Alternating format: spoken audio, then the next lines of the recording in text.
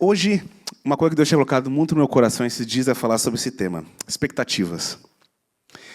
Eu acho que quando a gente pensa nessa palavra, expectativa, muitas ideias vêm na nossa mente.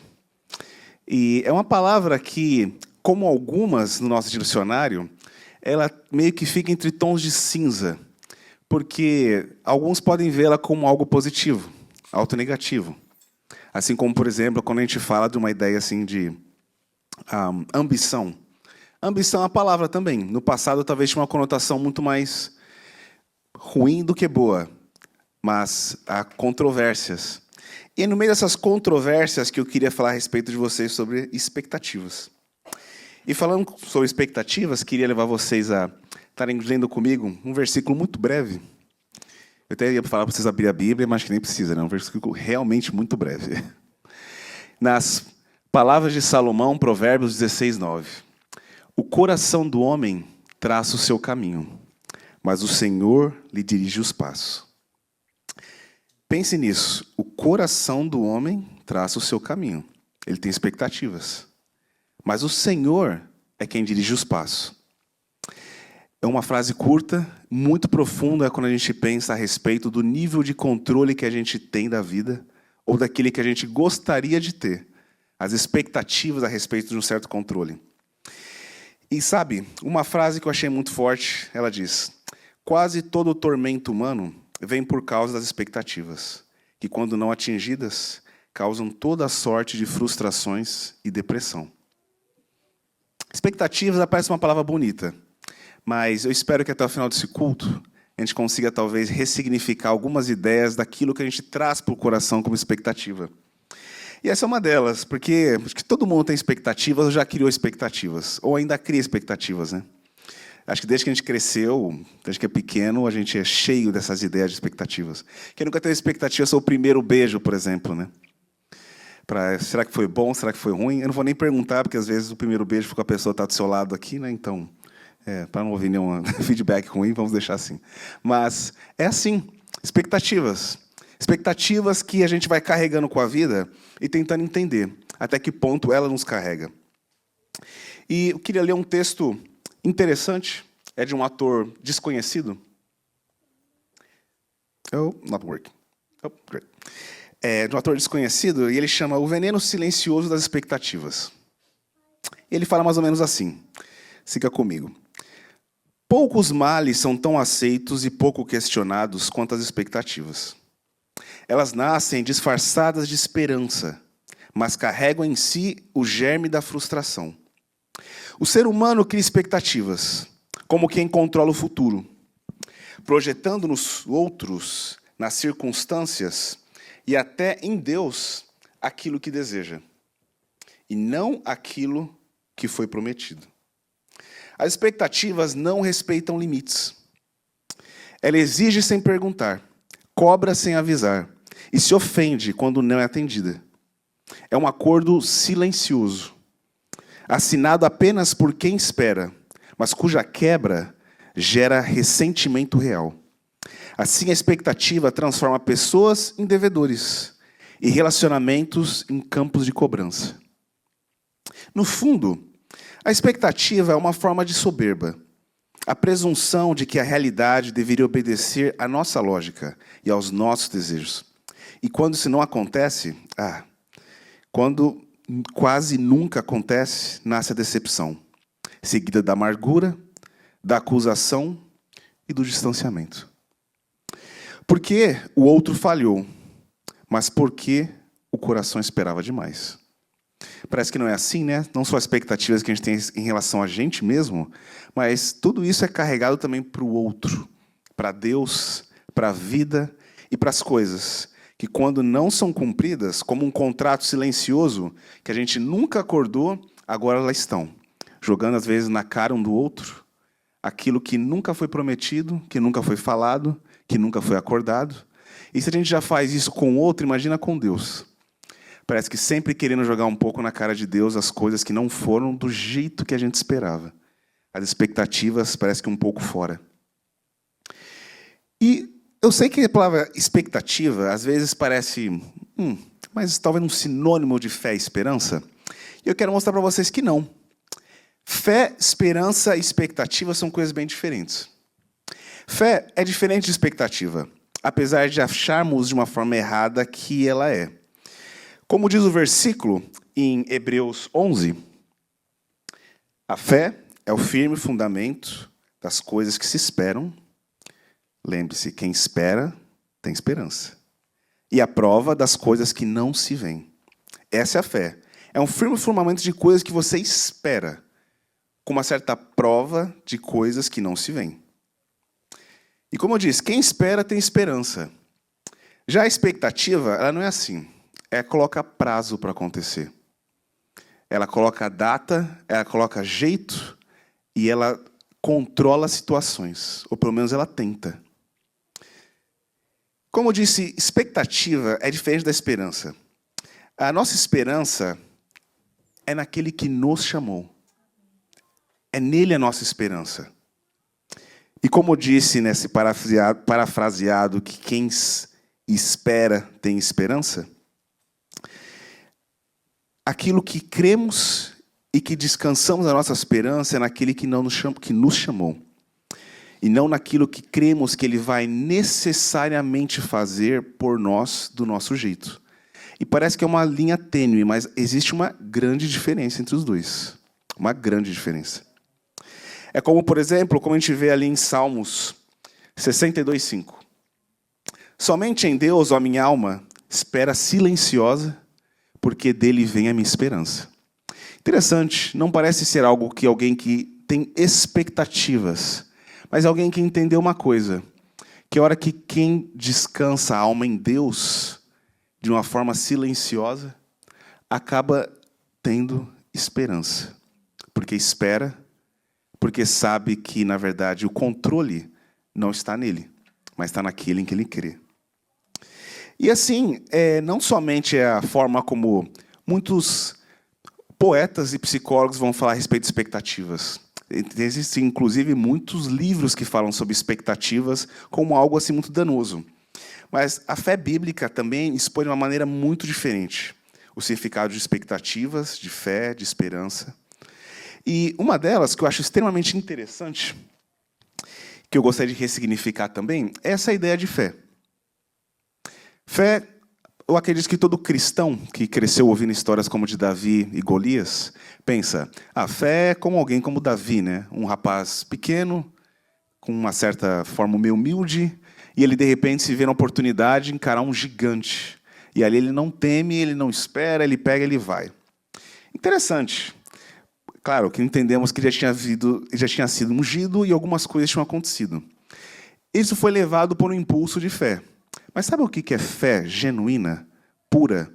É o que a gente vê ali em outro livro, falando a respeito do livro de Daniel, que fala sobre Mesaque, Sadraque e Abednego.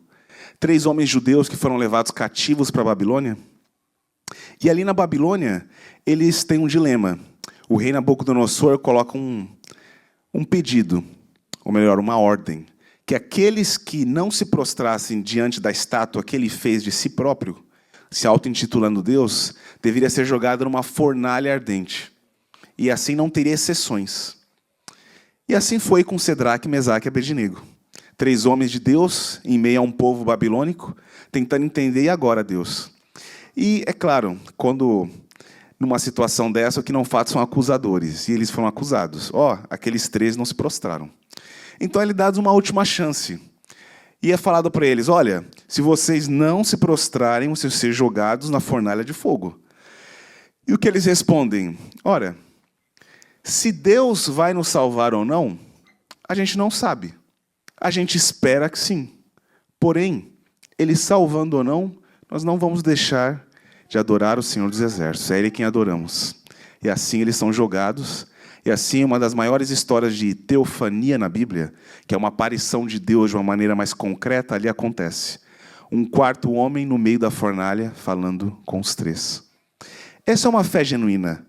É aquela que, na verdade, não espera em expectativas, porque expectativas, como eu disse, tem a ver comigo. Tem a ver da forma que eu quero que as coisas aconteçam. Mas espera em Deus. E tem fé no caráter daquele que chamou. Esse é o nosso Pai. Esse é o convite. Confie no meu caráter. Confie no amor que Deus tem por você. Confie. E uma pergunta. Como diferenciar fé, esperança e expectativa? E eu escrevi isso aqui de uma forma curta que eu acho que fica bem claro. Fé é confiar. Esperança é esperar. Expectativas é querer do seu jeito. É sempre assim. Nossas expectativas, inclusive a Deus, são sempre do nosso jeito.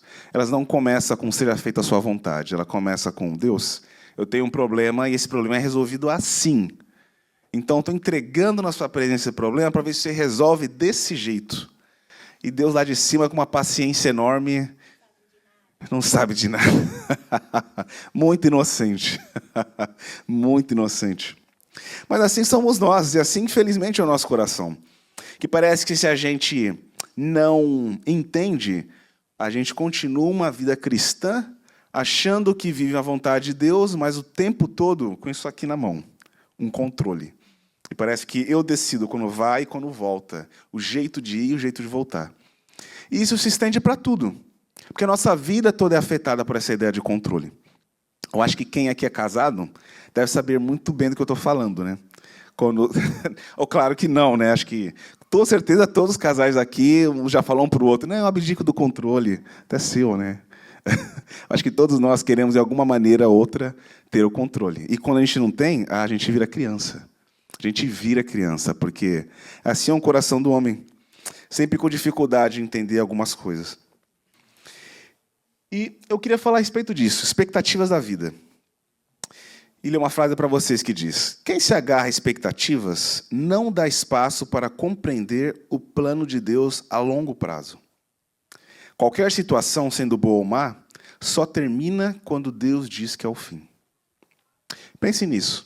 Toda vez que a gente coloca uma ideia de expectativa, a gente vai colocando limites no tempo que Deus deveria fazer o plano dele, o que é realmente absurdo. Deus, ele trabalha em linhas muito profundas. E por isso, todo mundo que já teve uma experiência com Deus sabe, requer paciência, requer espera, requer um coração silencioso e requer essa força de fé, de falar, Deus, eu não tenho a menor ideia do que está acontecendo, mas eu sei que o Senhor está junto comigo. E assim são as expectativas, que começam conosco, se estendem para Deus, e depois começam a se estender para todo o resto. Uma, inclusive, que eu acho que pega muito, como eu falei aqui um pouco a respeito de casamento, são expectativas em relação ao relacionamento. Essas são muito grandes. Se não bastasse as expectativas com a gente mesmo, a gente se frustrar e ficar, às vezes, tão amargurado com as coisas que a gente achava que devia fazer e não conseguiu, quanto a mais ao outro. O dia que o outro não bate ponto do jeito certo, parece que assim, é uma afronta. E eu achei interessante. Pense, expectativas no relacionamento é o maior destruidor de casais. Ele é o maior destruidor de casais. Ele coloca linhas de expectativa de um nível a ser atingido que está muito além do outro, além de si próprio e além de qualquer expectativa, inclusive acordada. E assim vai acontecendo, porque estamos vivendo em tempos de crise matrimonial. Muitas pessoas tendo crises relacionais, o mundo está muito bagunçado. E tudo isso afeta não somente a gente, mas o nosso relacionamento. E eu achei interessante 4 frases que eu li a respeito de expectativa, em relação ao relacionamento, que dizem assim: expectativas não comunicadas são contratos imaginários. Pense nisso. Expectativas que você nunca falou é um contrato que você fez com quem? Se não com as suas próprias expectativas. E eu digo que é com as suas próprias expectativas, porque normalmente, eu não sei no seu casamento, talvez seja só no meu, mas parece que a gente adora ter expectativa que a gente mesmo não cumpre, né?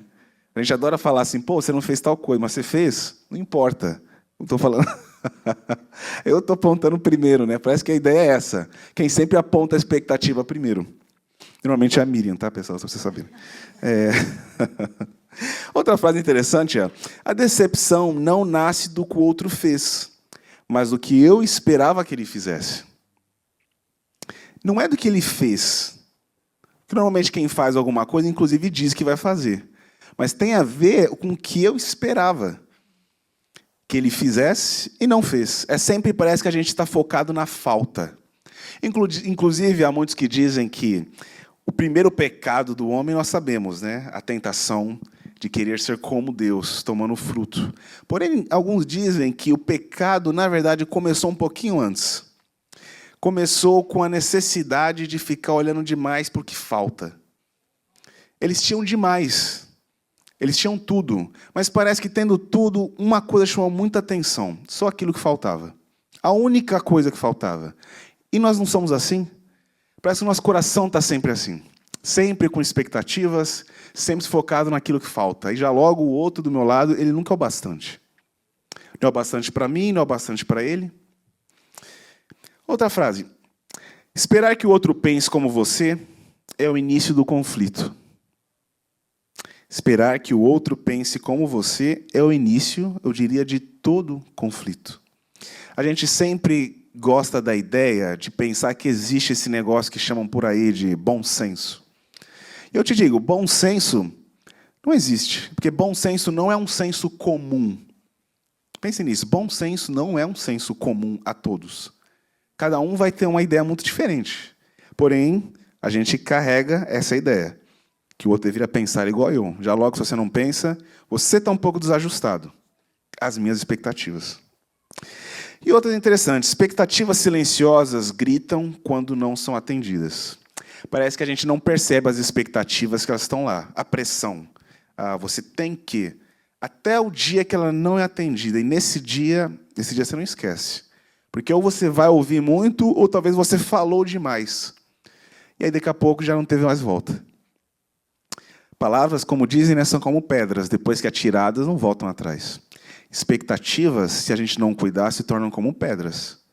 Você joga uma expectativa e, sem perceber, você já colocou um peso demais nas costas dos outros, ou do outro, a ponto de conseguir dar um passo para trás. Existem outras expectativas também, como aos pais, por exemplo. Expectativa quanto aos pais, normalmente é responsável pela maioria das crises de vida. Se você conversar com um psicólogo, ele provavelmente vai apontar isso para você. Muitas das coisas parece que estão na nossa infância, na nossa mente, no nosso subconsciente, mas principalmente nas expectativas que a gente esperava que nossos pais tinham que fazer por nós. E já logo, como não foram cumpridas, eu tenho um buraco dentro de mim, eu tenho uma falta, eu tenho alguma coisa que eu carrego uma certa amargura, uma certa falta de perdão. Eu não consigo entender os limites. Entender que talvez nossos pais, nunca aprenderam a ser pais antes. Eles estão ainda, né, numa jornada de descobrimento. Mas a expectativa é grande. E eu talvez não possa falar tanto disso, eu ainda não tenho filho. Mas para quem tem, acho que pode falar ainda mais propriamente, né? Já ouvi muitos pais falando, depois que você tem filho, você realmente ressignifica muito as experiências com os pais. Porque você começa a perceber que não é tão simples assim. Por outro lado, também existem outros tipos de expectativa, como expectativas quanto a mim mesmo, que é o causador de quase toda a crise de personalidade. A gente não só coloca uma ideia de como a vida devia ser, mas eu coloco uma pressão de expectativa. E logo, se eu não consigo chegar nela, eu já esqueço quem eu sou. E por isso vira uma crise de personalidade. Vocês começam a esquecer quem você é. As suas expectativas, elas se tornam maior do que aquilo que te faz o ser que você é. Por isso tem uma coisa que Deus, ele é perito em falar para nós quem nós realmente somos. Porque às vezes as expectativas já levou a gente tão longe que a gente olha para o espelho e não se reconhece mais. Às vezes a gente fala assim, quem sou eu exatamente? Será que eu não sou o que eu devia ser? Será que eu sou só isso mesmo? E aí fica nisso, ou grande demais, ou pequena demais. E aí cabe a nós colocar de joelho e eu recomendo você fazer essa oração. Deus, fala para mim quem eu sou. Só o Senhor pode falar realmente quem eu sou. Porque no caminho das expectativas, se tem uma coisa que a gente faz é se perder de si mesmo. Outro também é uma expectativa. Se não fica em mim, é claro, fica em Deus. E expectativas é o maior inimigo da fé. Acredite nisso. Expectativas é o maior inimigo da fé. Maior que o diabo. O diabo ele fica lá embaixo. Quando você coloca as expectativas em relação a Deus, da forma como você quer que seja esse relacionamento entre Deus e você. Já logo, a expectativa é assim, é no meu tempo, é o estilo fast food. Eu pego, Deus, aqui está o meu pedido, se a ordem não vir logo, Deus está em falta, ou não está lá, ou não fez porque não me ama. E aí começam as crises. Crise de fé, porque eu não consigo esperar, falta esperança no meu coração. Crise de fé porque eu já não consigo mais confiar no caráter de Deus. E se a gente conseguir voltar e perguntar por que essa crise? Uma coisa, expectativa. Alguma expectativa que virou ali um gargalo na sua vida espiritual. No meu momento da oração, no momento de esperar algo de Deus, de pedir algo para Deus, de ouvir de Deus. Existem umas frases também que eu achei bem interessante. Vou até colocar aqui para vocês lerem comigo. A expectativa é a raiz de toda frustração. E é interessante, Shakespeare já falava isso. Já era uma coisa que é falada por muitos filósofos, desde os gregos, na verdade. Mas é interessante, como ainda hoje essa palavra expectativa ela tem uma conotação, às vezes, positiva. Outro. Quem vive de expectativas morre de desilusões. Isso é um provérbio popular. Acho que eu já ouvi da minha avó isso, se é que você não, talvez ouviu de algum parente. Quem vive de expectativas morre de desilusões. Esperar demais dos outros é entregar a eles o controle da sua paz. Se tem uma coisa que a gente pode colocar juntinho ali com a ideia de expectativa, é essa palavra, como eu disse antes, controle. Você coloca demais expectativas, você começa a entregar o controle da sua paz. Porque expectativa, ela demanda. Ela não espera, ela requer e tem hora e prazo. Expectativa é pré-julgamento do futuro, com base em desejos, não em fatos. É um pré-julgamento. Você olha para o futuro, baseado nos seus desejos, naquilo que você queria, e se assim não acontece, tem algo errado. Só que interessante, não são fatos. Isso é apenas uma ideia. É só uma coisa que você colocou na cabeça, que eu coloquei na cabeça. E assim são expectativas. Expectativas também cria cenários. Realidade normalmente entrega roteiro diferente.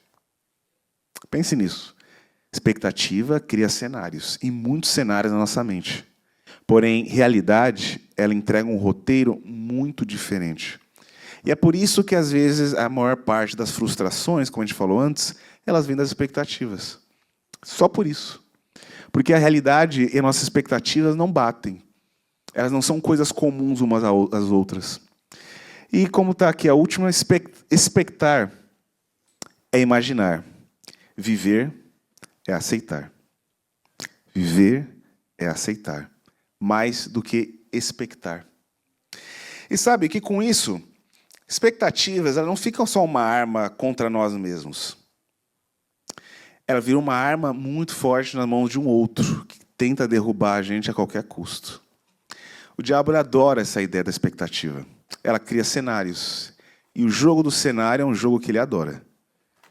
Sabe, uma coisa que o diabo faz normalmente é copiar tudo que ele vê. Principalmente de Deus, porque ele não é criativo. Ele copia ideias e tenta realocar de formas diferentes. Eu vou dizer, da mesma forma que Deus é triuno, e ele age de uma forma trina, entre o Espírito, o Pai e o Filho, parece que ele está sempre também achando formas assim de fazer essa trindade, que alguns chamariam até de uma trindade satânica. Essa é a ideia de culpa, medo e ganância. Culpa, medo e ganância. Todas criadas por causa de expectativas. Eu vou começar pela primeira, a culpa. A culpa das expectativas que eu não cumpri. Vai desde as coisas mais simples. Eu já acordo com culpa porque eu dormi demais. Eu já como com culpa porque eu não fui na academia. Eu já tenho culpa porque eu não oro o suficiente. E já logo, eu não oro. Você percebeu como se vira um ciclo? parece que a culpa de eu não orar, em vez de me fazer orar, ao contrário, é porque a culpa não vem de Deus. Ela só te afasta. Ela faz o tempo todo criando um ciclo onde você fica preso nele, por expectativas de algo que você devia ter feito e não fez. Ou por uma coisa que você fez e sente que não deveria ter feito. De uma forma ou de outra, está aí uma bela de uma arma. E a culpa, ela não dá prazo.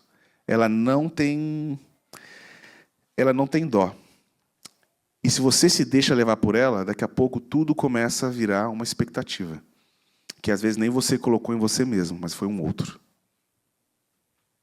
Por outro lado, existe o medo. Medo das expectativas não se cumprirem. Como, por exemplo, o medo de eu não encontrar alguém.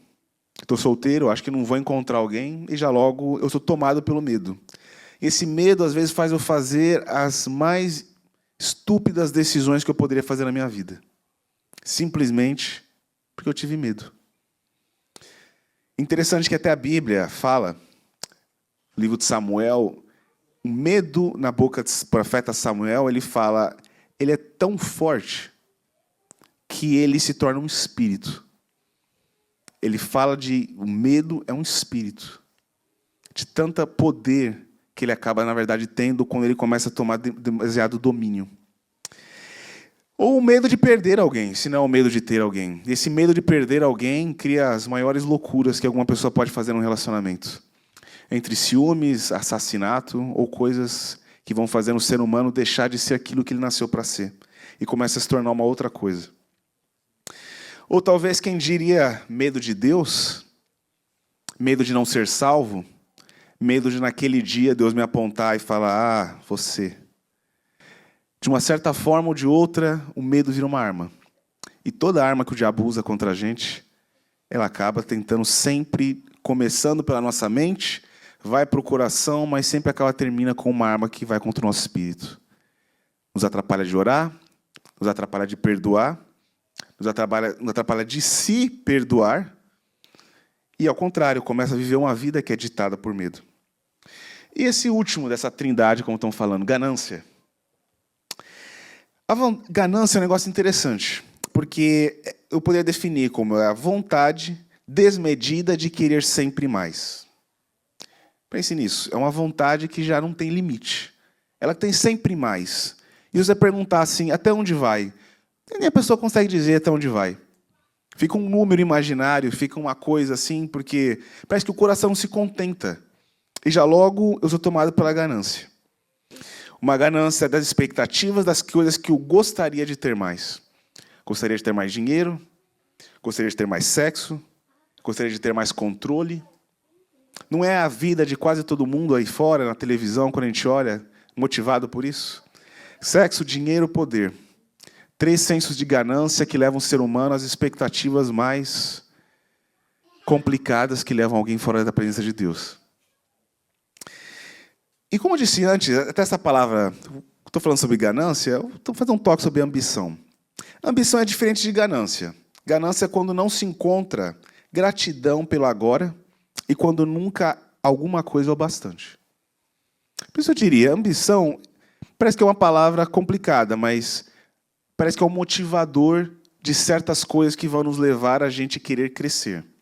Mas é muito fácil, acredite, o que a gente chama de ambição, às vezes acabar pulando para o outro lado e virar isso que a gente chamaria de ganância. E a ganância é assim. Quando ela começa a tomar uma certa proporção, você não consegue mais ter gratidão.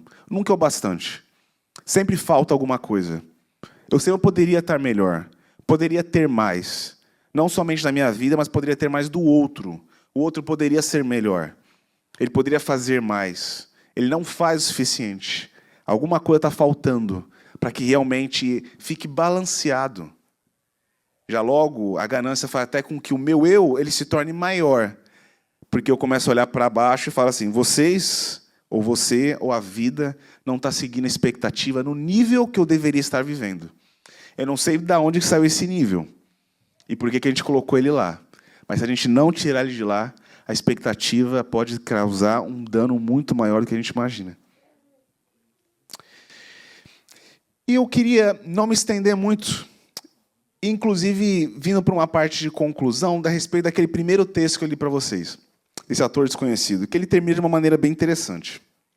Ele diz assim: espiritualmente, a expectativa revela um coração inquieto. Ela substitui a confiança pela ansiedade e a fé pelo controle. Enquanto a fé descansa no caráter de Deus, a expectativa tenta antecipar suas ações. Por isso, quanto mais expectativas, menos paz. Quanto mais controle, menos descanso. O remédio não é a indiferença, mas a rendição. Trocar expectativas por gratidão, exigência por diálogo, controle por confiança. Quando o ser humano abandona a tirania de como deveria ser e aceita como é, encontra a liberdade. É aí que ele encontra a liberdade. Afinal, não é o mundo que precisa se ajustar às nossas expectativas. É o nosso coração que precisa aprender a descansar. Eu acho que a gente está muito cansado. Quantos de vocês, quantos de nós, a gente não acorda, parece que já cansado. Então, de vez cansado todo, né, esse cansaço todo das expectativas. A gente já acorda demais com elas. Já começa o dia com pressão demais. Tem muita coisa para bater, para fazer funcionar, para dar um jeito. E Deus está falando: calma, paz, descansa em mim. Não é interessante, né? Que a Bíblia fala pelo profeta: descanse em mim, que sou o seu Senhor, né? Ele não fala assim: trabalha mais para ver se eu dou um jeito de resolver. Está faltando só para... Não, descansa. Descansa, para um pouco. Tira esse bando de expectativas que está fazendo você se sentir tão cansado. Porque não é a vida, não é eu mesmo, Deus, mas é você mesmo, se colocando esse peso que já foi tirado na cruz do Calvário para que a gente tivesse essa paz, que, como Jesus diria que seria, que excede todo entendimento. E essa paz que excede em todo entendimento que Jesus falou, ela só vem de uma forma: o dia que você pega as expectativas e faz isso aqui com elas. Joga lá fora. Você entende que confiar no caráter e esperar, descansar em Deus, ter esperança, é mais do que criar cenários de uma expectativa que deveria a minha vida seguir, para que eu possa dizer: eu venci. E eu te digo, você já venceu, porque Jesus já venceu na cruz por você. Amém? E eu queria pedir para o grupo de louvor para estar subindo aqui na frente. E eu queria ler com vocês Tiago 4, 13 e 17. É um texto muito comum. Acho que vocês já, com certeza, já o leram. Mas eu acho que ele vem muito a calhar nesse momento, onde a gente tem tanta dificuldade de deixar aquilo dentro de nós que a gente chamaria de expectativas. E ele diz assim: ei agora vós que dizeis, hoje ou amanhã iremos a tal cidade, e lá passaremos um ano, contrataremos, ganharemos, faremos, iremos. Digo-vos que não sabeis o que acontecerá amanhã. Porque o que é a sua vida? O que é a nossa vida? É um vapor que aparece por um pouco e logo desaparece, logo desvanece. Em lugar do que deverias dizer: se o Senhor quiser e se vivermos, faremos isto ou aquilo. Mas agora vos gloriais em vossas presunções. Presunção é aquele que tem expectativas, porque ele pressupõe alguma coisa que deveria acontecer. Vos gloriais em vossas presunções. Toda a glória tal como esta é maligna. Aquele, pois, que sabe fazer o bem e não o faz, comete pecado. É uma forma quase simplória de dizer: ouça a voz de Deus te chamando para um descanso dessas expectativas que estão, às vezes, fazendo a sua vida ficar tão pesada. E que enquanto você carregá-las, elas com essa presunção do que deveria acontecer ou como deveria ser, a gente começa a cometer pecado, porque Deus e a realidade de Deus começa a ficar subjúdice às nossas expectativas. Por isso, deixa elas hoje, deixa do lado de fora. Peça a Deus: Senhor, me ajuda a quebrar as expectativas que eu coloquei sobre mim mesmo, sobre o outro, sobre Deus, sobre a vida. Me ajuda, Deus, nos ajuda, porque foi um caminho muito longo, de expectativas demais, que agora é até difícil imaginar como viver uma vida sem expectativas. Uma vida simplesmente de confiança, de fé no caráter de Deus, onde não importa onde Ele vai nos levar, a gente está descansado, sabendo que o Senhor está conosco. Nos ajuda, Deus, nos ajuda a voltar, ó Deus, para essa vida, que tem menos expectativas e tem mais gratidão. Esse é o chamado de Cristo para nós. Menos expectativas, mais gratidão. E essa é a resposta. Você quer encontrar uma resposta de como deixar expectativas de lado e viver em plenitude? Gratidão. Gratidão é o que deixa o nosso coração derramado diante dele. Porque eu quero dizer uma coisa: gratidão tem a ver com voltar ao primeiro amor. Sabe aquela ideia daquele amor genuíno? Aquele amor que se refere, aquele amor puro, que procura mais o bem daquele que se ama do que o das minhas próprias expectativas? Porque assim diz a Bíblia que é o amor. Ele tudo confia, tudo espera. E que assim a gente volte ao primeiro amor. Convido vocês a se levantarem. Vamos cantar juntos essa música. Ela fala muito ao meu coração a respeito de Deus nos ajuda a voltar a esse primeiro amor. Nos ajuda, Senhor.